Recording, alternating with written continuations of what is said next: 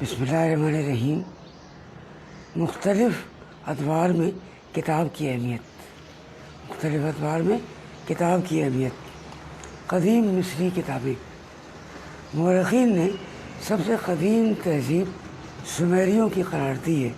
اس کے بعد تقریباً 4000 سال خافمیم دریائے نیل کی وادی میں بسنے والی اقوام کو یہ فخر حاصل ہے کہ وہ دوسری سب سے عظیم اور قدیم تہذیب کے بانی قرار دیے جاتے ہیں۔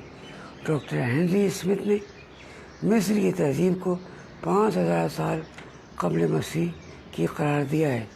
اس سرزمین سے جو تہذیب مواد دریافت ہوا ہے وہ قدیم خط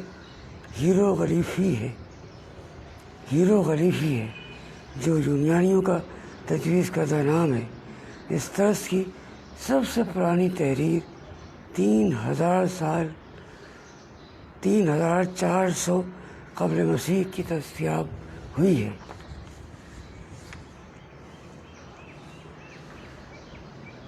دو 2000 سال خافمیم میں بہت سی کتابیں مصر میں تیار کی جا رہی تھیں، لہذا مصر کے ہنرمند کاغذ کے قدیم قسم جس کو ابتدائی نوعیت کی قرار دیا جا سکتا ہے، دریائے نیل کے کناروں پر از خود پیدا ہونے والے نرسل یعنی ریڑھ کے پودے سے تیار کرتے تھے۔ یہ ایک لمبا چوڑا پروسیس ہے، اسے پیپرز کہا جاتا تھا۔ پیپرز پر تحریر کردہ کتابوں کے اوراق مختلف جسامت کے ہوتے تھے۔ اس کا دار و مدار عبارت کے کم یا زیادہ ہونے پر تھا۔ زیادہ تحریری مواد کے لیے پیپرز کی پٹیوں کو باہم جوڑ کر ضرورت کے مطابق بڑھایا جا سکتا تھا۔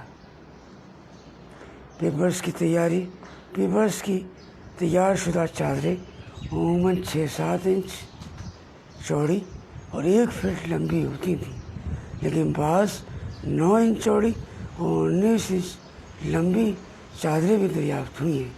ان اوراق کو جوڑ کر لمبی چٹائی کی شکل میں لپیٹ کر لکڑی کے اسٹینڈ پر رکھا جاتا تھا۔ ان کے سروں پر مضمون اور اوراق کی کوئی تعداد بھی درج ہوتی تھی۔ ان کو اسکرول کے نام سے بھی جانا جاتا تھا۔ پیپرز پر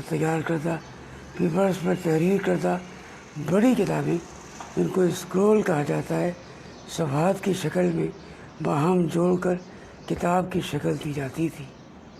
مناسب فاصلے پر صفحات کے نشان دیے جاتے تھے۔ سب سے طویل پیپرز پر تیار کردہ کتاب یعنی اسکرول فرعون رامسیس دوم کے دور حکومت کی روایات 133 فٹ لمبی ہے۔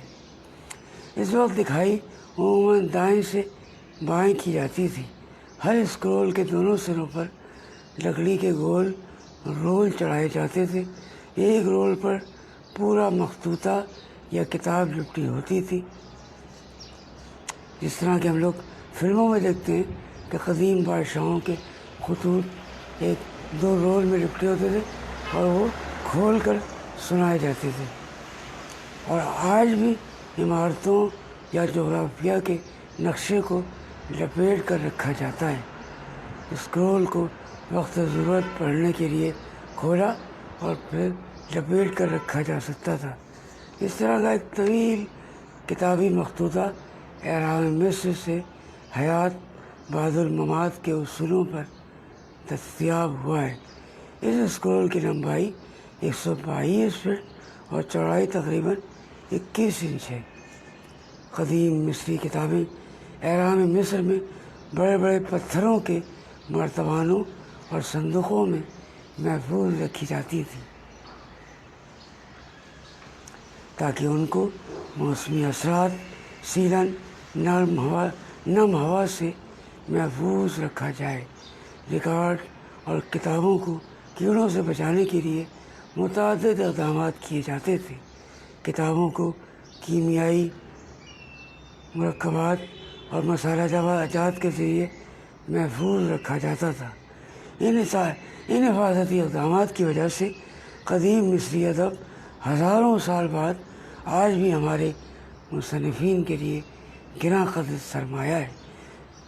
ان کتابوں میں اس دور کے مختلف علوم و فنون، جن میں علم ریاضی، طب اور جڑی بوٹیوں کے استعمال، مذہبیات، معبودوں کی حمد و ثنا، تعمیرات، انجینئرنگ اور اس دور کے رسم و رواج، بادشاہوں اور عمرا کے کارنامے، ان کی زندگی کے حالات، جنگیں اور فتوحات کی تفصیلات، شعر و ادب جیسی مصری تہذیب کا بیش قیمت سرمایہ پیپرز پر لکھی ان دریافت شدہ کتابوں میں محفوظ ہے۔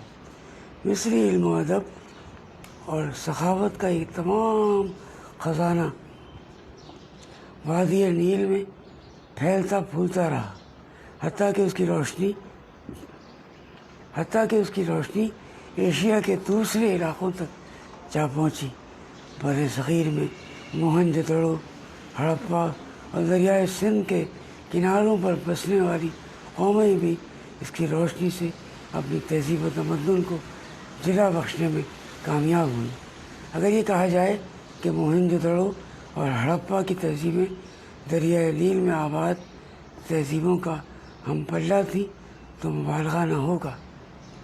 لہذا ہمیں فخر ہونا چاہیے کہ ہماری تہذیب بھی دنیا کی قدیم ترین تہذیبوں میں سے ایک ہے، اور جہاں پر علم کی روشنی سب سے پہلے پہنچی، اور کتابوں کے ذریعے علم کی روشنی پاکستان کے ان علاقوں میں پہنچی جہاں موہن جدڑو اور ہڑپا ہیں۔ اور علم دوست اور ادارہ علم دوست کا پیغام بھی یہ ہے کہ علم کو عام کیا جائے کتابوں کے ذریعے، چاہے وہ کاغذ پر لکھی ہوئی کتابیں ہوں یا ای بکس۔ کتابوں کے ذریعے علم کو عام کرنے کی ضرورت ہے، اور اس حوالے سے علم دوست کو، ادارہ علم دوست کو آپ کا تعاون، آپ کی عملی مدد کی ضرورت ہے۔ آئیے ہمارا ساتھ دیں اس کام میں، اس جدوجہد میں۔ اللہ حافظ۔